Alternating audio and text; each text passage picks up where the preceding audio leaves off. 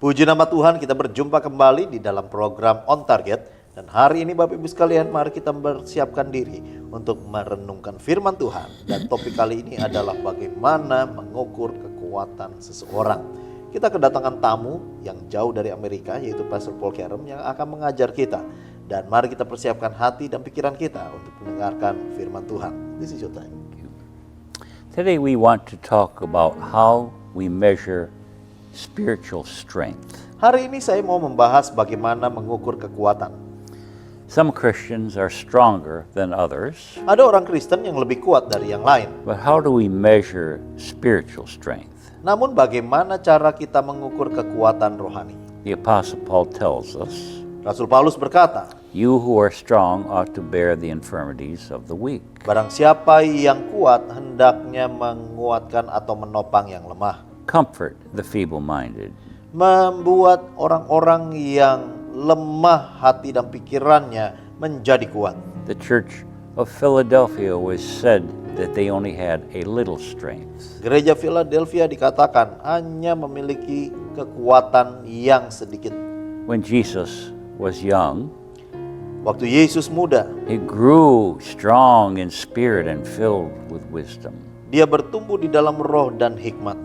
Proverbs tells us a wise man is strong. Amsal berkata bahwa orang yang berhikmat adalah orang kuat.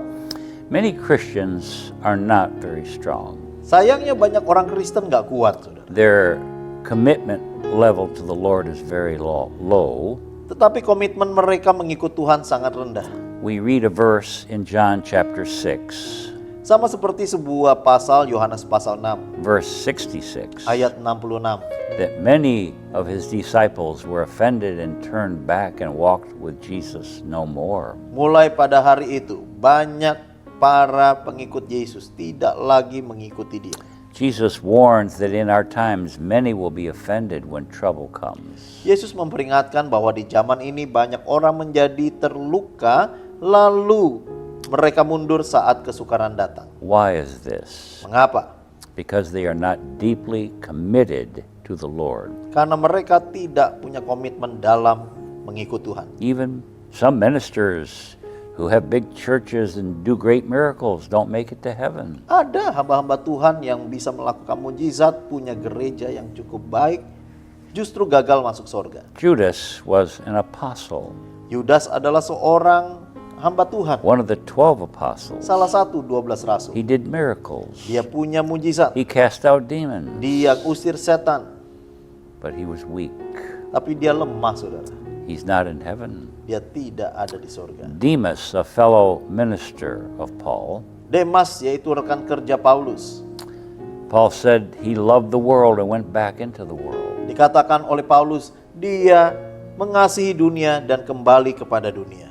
Now let's talk about Samson. Bagaimana dengan Simson? Tremendous physical strength. Dia memiliki kekuatan fisik yang sangat kuat. He could slay 1,000 Philistines. Dia bisa mengalahkan 1.000 orang Filistin.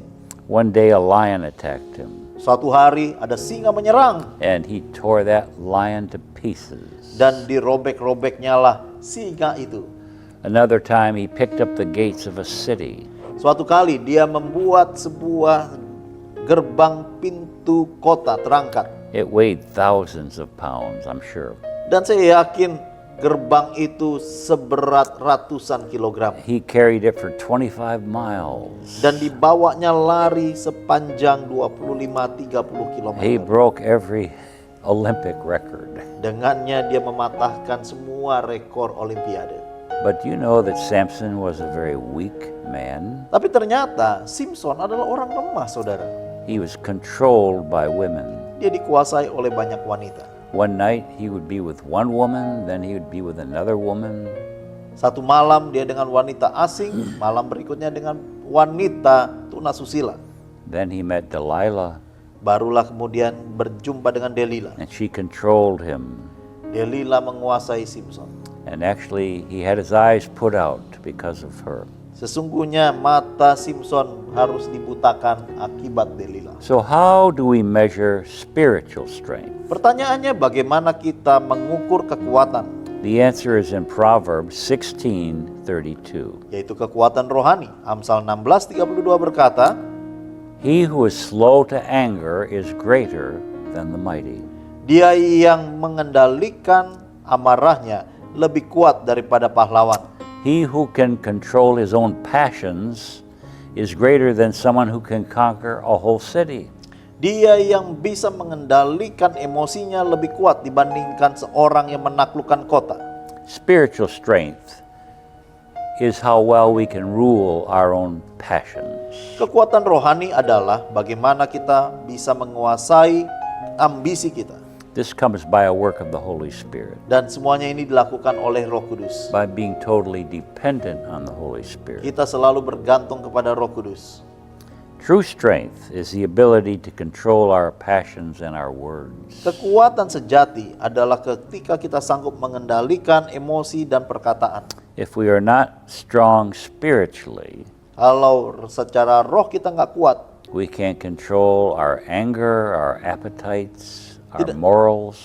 tidak mungkin kita bisa menguasai amarah, ambisi, bahkan moral yang bejat. If we are dominated with fears, with pride, with self-will, we're not a strong person. Ketika kita dikuasai oleh rasa takut, kesombongan, bahkan keinginan-keinginan daging, kita bukan orang kuat.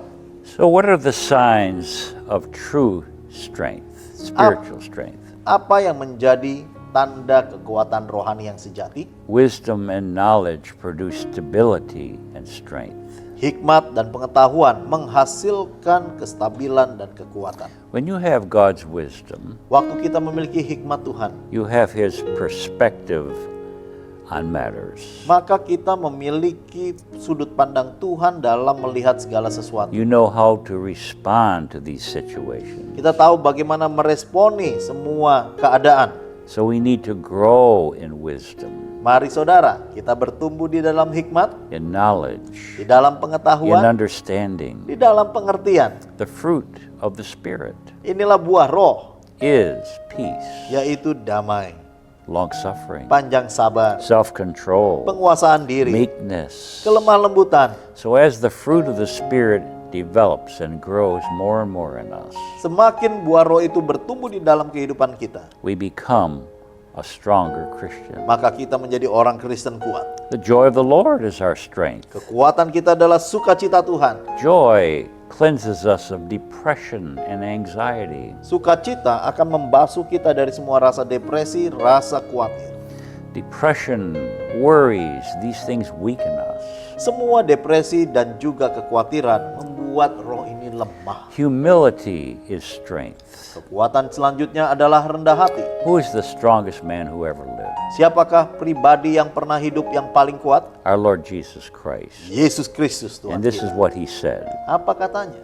I am meek and humble in my heart. Aku rendah hati dan lemah lembut. Learn this from me. Belajarlah daripadaku. Humility is strength. Kekuatan yang berikutnya adalah rendah hati. Humble people are not easily offended. Orang-orang rendah hati tidak bisa gampang tersinggung. Proud people are weak people. Sedangkan orang yang sombong selalu menjadi lemah. One little word and they explode in anger. Satu kata yang tidak dia suka, meledaklah dia. So let's understand what real spiritual strength is. Saudara, mari kita merenungkan kekuatan sejati. And remember Proverbs 16 verse 32. Sekali lagi ingatlah Amsal 16:32. God bless you. Tuhan Yesus memberkati.